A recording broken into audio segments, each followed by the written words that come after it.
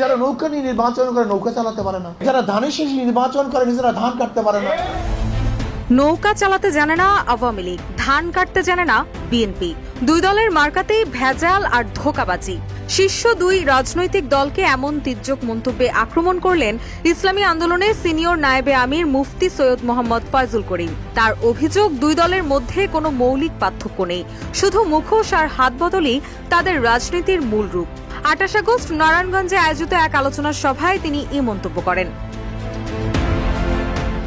মুফতি ফয়জুল করিম বলেন, আওয়ামী লীগ ও বিএনপি একই মুদ্রার এপিটোপিট। আওয়ামী লীগ ও বিএনপির মার্কাতেই ভেজাল আর ধোঁকাবাজি। যাদের মার্কা নৌকা তারা নিজেরাই নৌকা চালাতে জানে না। যারা ধানের শীষ নিয়ে নির্বাচন করে তারা ধান কাটতে পারে না। মার্কা প্রসঙ্গে তিনি আরো বলেন, যাদের লাঙ্গল আছে তারা লাঙ্গল চালাতে পারে না, যাদের কুঠার আছে তারা লার্কি কাটতে পারে না, যাদের চাকা মার্কা আছে তারা গরুর গাড়ি চালাতে পারে না। সব মার্কাই গরিবদের, কিন্তু যারা নির্বাচন করে তারা কেউ গরিব নয়।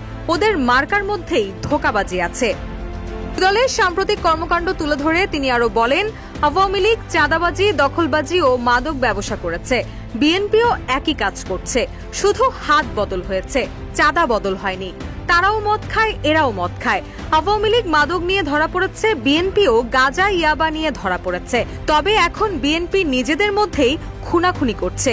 আমার জানা মতে বিএনপির নিজেদের মধ্যেই খুনের সংখ্যা অন্তত 2 শতাধিক হবে। এ সময় নিজ দলের প্রতীক হাতপাখার প্রশংসা করে তিনি বলেন, হাতপাখা এমন একটি মার্কা যেটি সবাই চালাতে পারে।